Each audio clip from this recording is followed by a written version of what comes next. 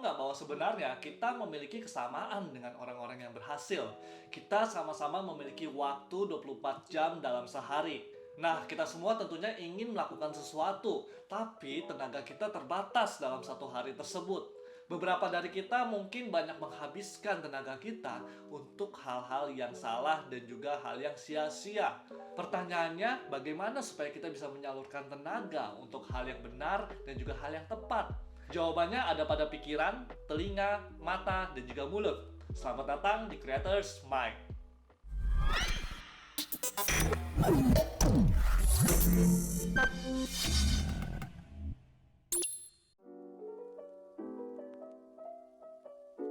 Yang pertama adalah pikiran kita.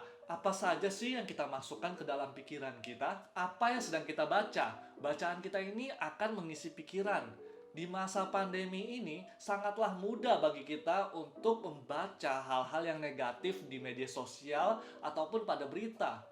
Jumlah yang bertambah banyak, kemudian ada teman-teman atau keluarga yang mungkin kena juga atau mengalami masalah. Nah, ini semua akan membuat pikiran kita menjadi lebih negatif dan juga akan menguras tenaga kita karena kita terlalu banyak khawatir.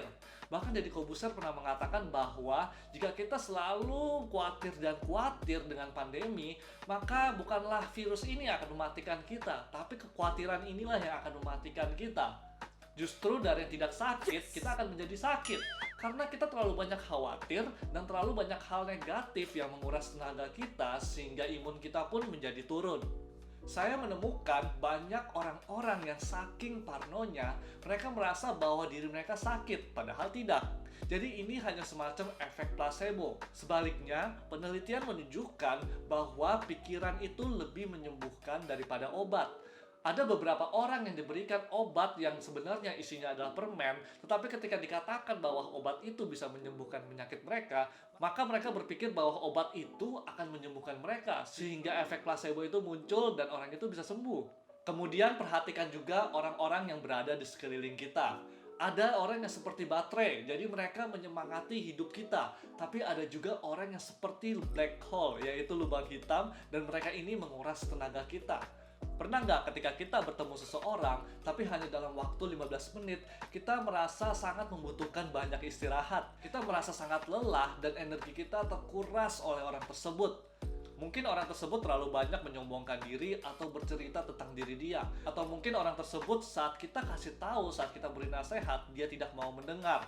Nah, orang-orang seperti ini dinamakan dengan toxic people. Kalau kita udah tahu mereka beracun dan mereka akan menguras tenaga kita, kenapa kita masih mau dekat-dekat dengan mereka? Pilihannya adalah antara kita mengendalikan pikiran atau pikiranlah yang mengendalikan kita. Yang kedua adalah telinga. Apa sih yang sedang kita dengarkan? Apakah itu gosip-gosip? Apakah itu berita-berita negatif? Atau mungkin itu juga musik-musik yang sebenarnya kurang memiliki arti yang baik? Saya setuju, banyak lagu yang sebenarnya enak didengar dan beatnya asik. Tapi kalau kita perhatikan, justru lirik-liriknya itu membuat kita semakin down. Bayangkan kalau kita mendengarkan lagu tentang bunuh diri, atau tentang patah hati, atau mungkin tentang hawa nafsu, itu tidak akan membuat kita menjadi lebih positif. Malah tenaga kita akan semakin terkuras oleh lagu tersebut. Saya pribadi memiliki lagu-lagu yang menyemangati hidup saya, lagu-lagu yang memiliki makna positif dan juga lirik-lirik yang menguatkan saya, terutama lagu-lagu yang membawa positivity, lagu-lagu yang membuat saya ingin bermimpi besar. Saya menyarankan untuk kita semua mungkin bisa mendengarkan lagu-lagu yang dinyanyikan oleh Mandisa, kemudian oleh Britney Cole, oleh Toby Mac, atau mungkin lagu rohani yang kalian suka. Mata kita sering sibuk melihat media sosial. Kita melihat profil-profil yang sebenarnya tidak baik, tapi kenapa kita terus melihatnya? Memang ada orang yang termotivasi karena melihat keberhasilan orang lain. Tapi kebanyakan orang justru merasa lebih minder dan merasa lebih buruk ketika melihat keberhasilan orang. Contoh, ketika kita melihat iklan atau sesuatu di media sosial, kita berharap bahwa kita bisa memiliki tubuh yang seperti itu. Bagus kalau misalnya kita termotivasi untuk memiliki tubuh seperti itu. Tapi bagaimana jika tidak? Bagaimana jika malah sebaliknya yang terjadi? Bagaimana jika kita merasa lebih buruk dan kita mengafirmasi diri kita bahwa tubuh kita tidak bagus dan tidak sehat? Apa yang kita lihat sebaiknya sesuatu yang membangun kita, memotivasi kita, menggerakkan kita untuk menjadi lebih baik. Jika kita mau punya tubuh yang ideal, lihatlah postingan-postingan orang atau mungkin tutorial-tutorial video dan tips-tips yang mengajarkan kita untuk berolahraga dan juga hidup sehat. Jika kita ingin menjadi seorang pembuat konten, kita perlu melihat konten-konten yang positif, bukan yang negatif. Konten-konten yang justru mengajarkan kita untuk menjadi lebih baik. Berhenti melihat ponsel kita, berhenti melihat profil dan juga postingan yang kurang baik, karena itu tentunya akan menguras tenaga kita. Yang terakhir adalah mulut kita. Supaya kita bisa memiliki lebih banyak tenaga, kita harus memperhatikan apa yang kita makan, asupan gizi seperti apa yang kita miliki setiap harinya.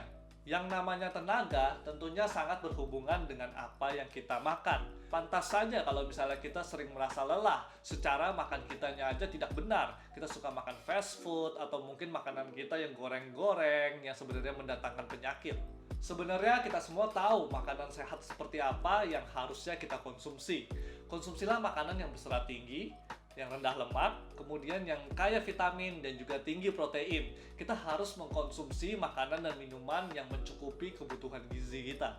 Makanlah untuk hidup, bukan hiduplah untuk makan.